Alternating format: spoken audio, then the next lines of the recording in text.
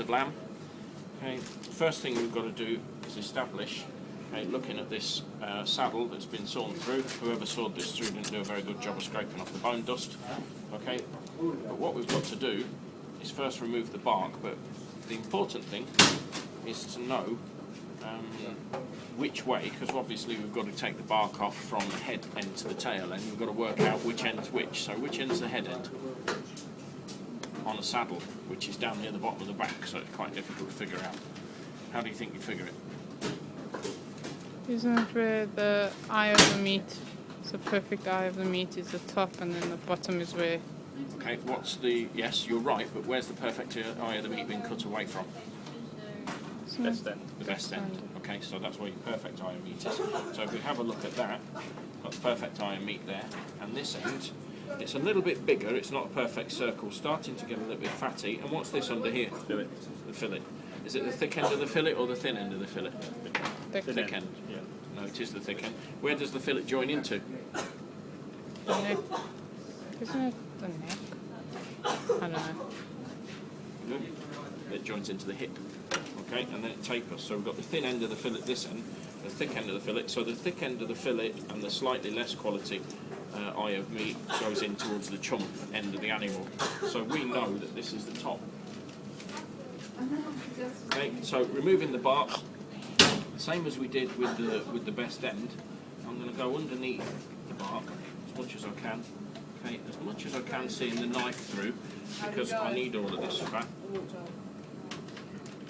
Okay, I'm going to move along, take the skin off. Okay, and I should be able to grab hold of the bark, okay, and take it off.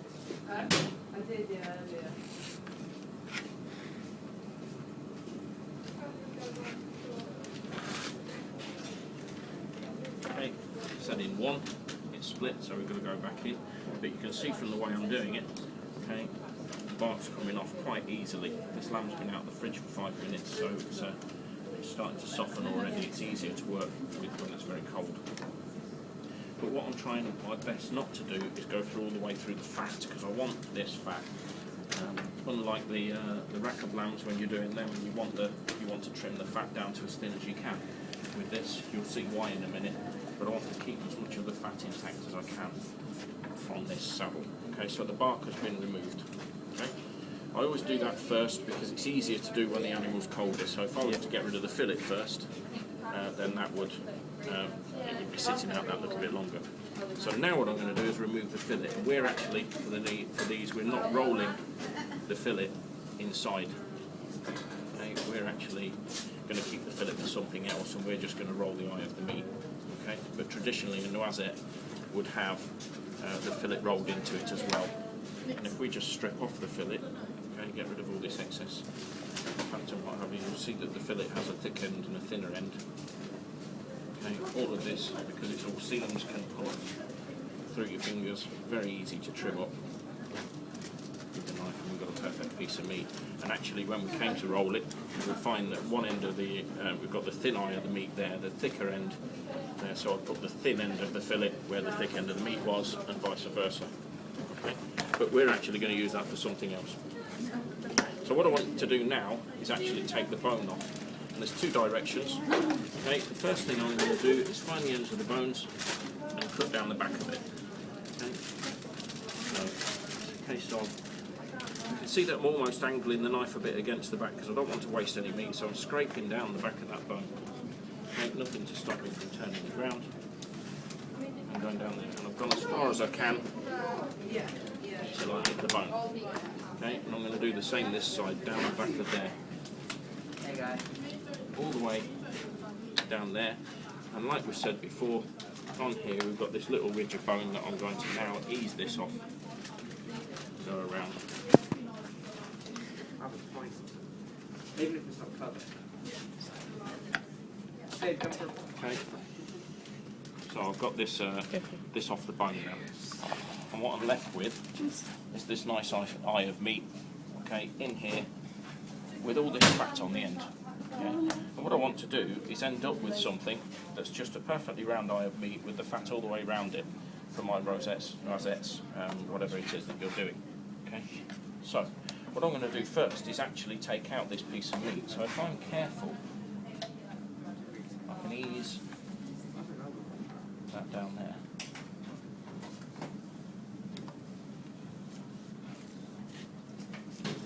Okay, and what I should be able to do is get in between there, we've got a membrane.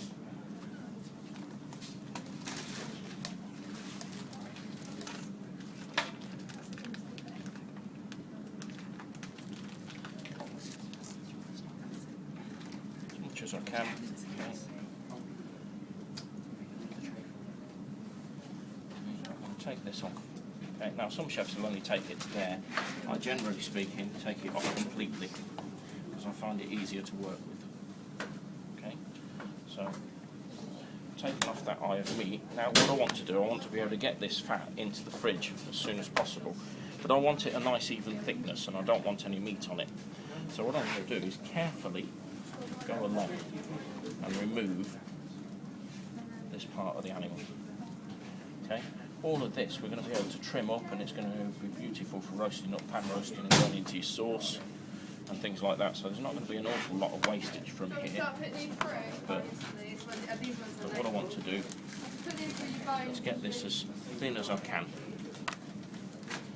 and a nice even thickness, and if possible, without any, or certainly not too much, of this red meat, because it's going to be unsightly as I come to do it. So just carefully taking my time, because I need this full piece of fat.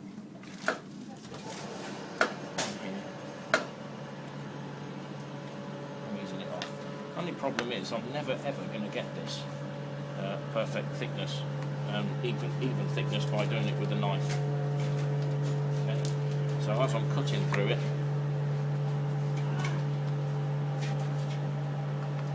get it as even as I can. And what would you use to get the best thickness? I'm going to show you. We're about to do it. So I'm just going to get rid of any little bits of sinew off there that I can. So I've got a nice large piece of fat that's as thin as I can get it with the knife without going. Now getting rid of the slightly thicker bits. Now what I'm going to use to thin it out is the meat back. Okay, so I've got some things on here. Put a bit of cling film on the board. That's on the top, and then I'm actually going to give myself a layer of cling film on top so that the back doesn't stick to it. Okay, using the flat edge of the back, I'm going to get it as thin as I can.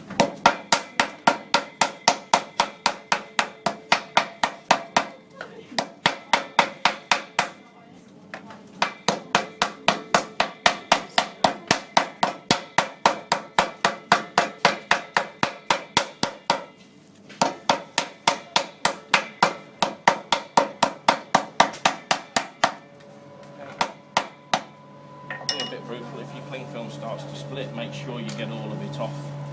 Okay, because we don't really want any plastic for our customers. What you could use is you could use a vacuum packed bag for doing this, or something to put the meat inside it if you found it easier. I'm not happy that that's quite thin enough yet, or even enough.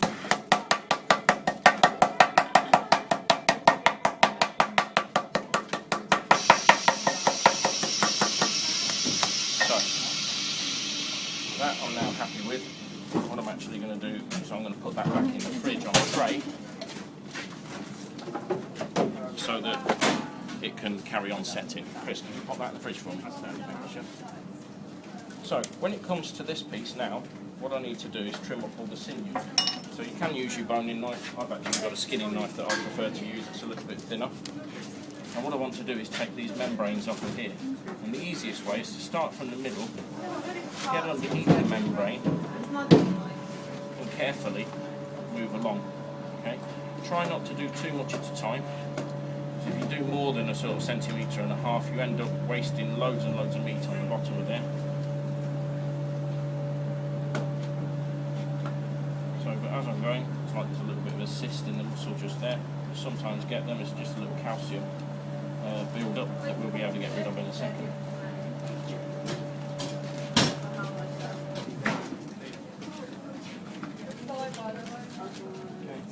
trim this down, because what I actually want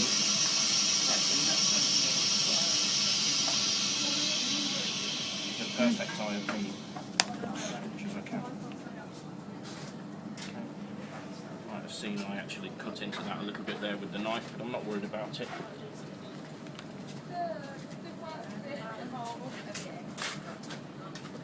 So my intention is to get rid of all of this sinew. Okay,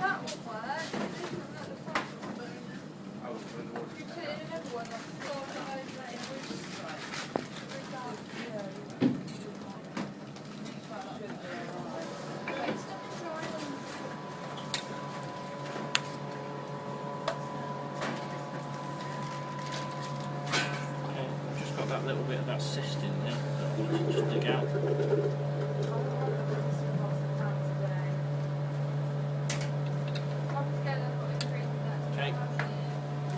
The same on the bottom, just get rid of any sort of bristly bits.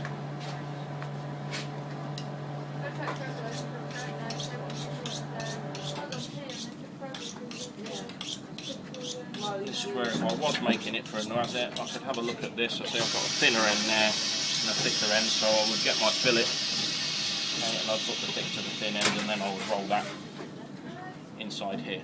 Okay, it's going to get rounder. But as it happens, as I said, we're just going to use this bit.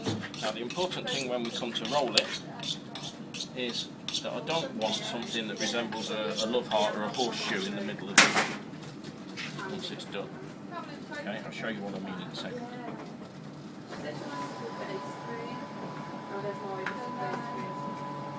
So, I'm happy that that's trimmed. But if I put that on the fat and roll it up, it's going to roll it into a sort of love heart shape, and I don't want that. What I want to do is squeeze it from the ends to get that round. So sorry to be a pain, Chris, you can have that bit of fat back. You can. And Lou, would you pass me a roll of string? You give me some string, please. Thank you. Lovely. Thank you.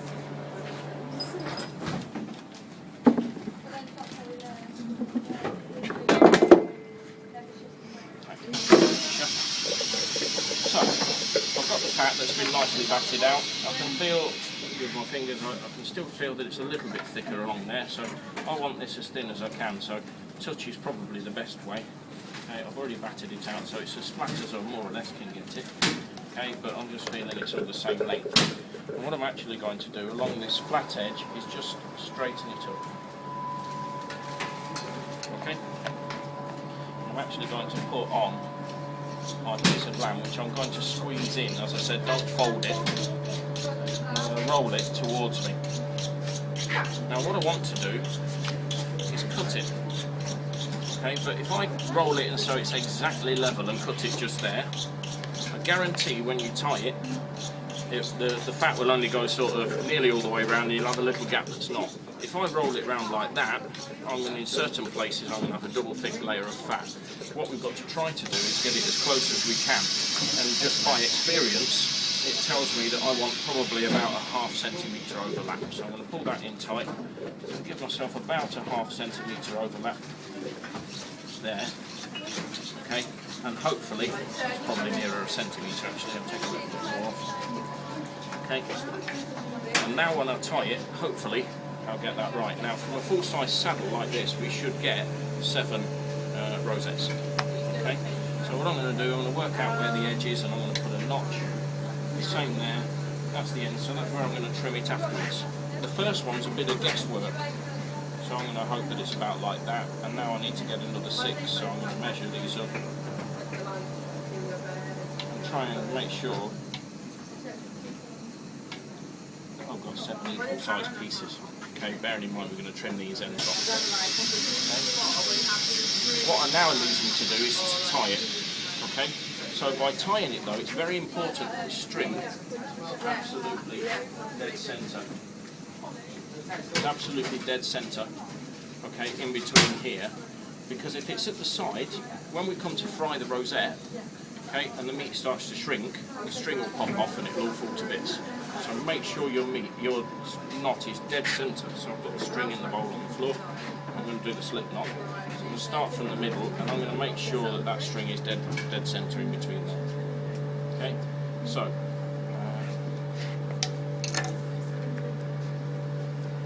over I come. I'll do my slip knot.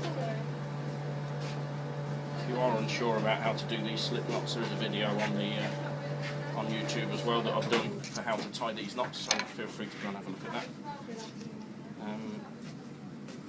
Come through. I'm just going to take my time and make sure each time when I do this knot that I'm absolutely dead centre in between the notches, because that's where I'm actually going to cut it.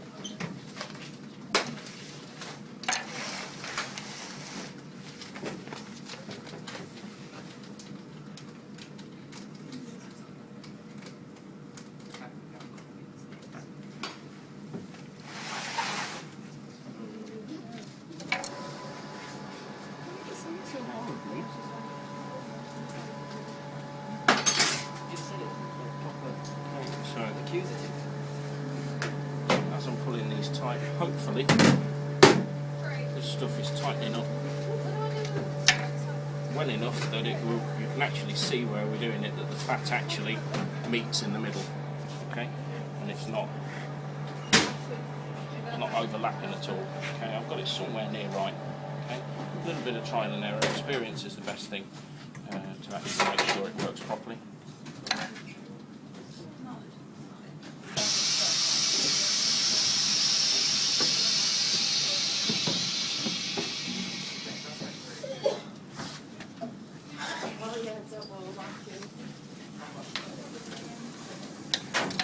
Last one.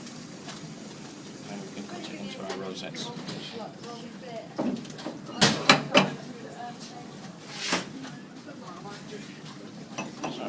pulled all of that in. All I'm going to do before I actually cut it is just make sure I'm pinching this fat so that it comes and joins up. Tiny little bit to do, but now I can actually trim off the ends, which again, that little bit is fine in your sauce. And if I cut in the lines that I did, we should end up with some nice rosettes and rosettes. The fat's nice and even all the way round. They're going to fry it fine. That's it.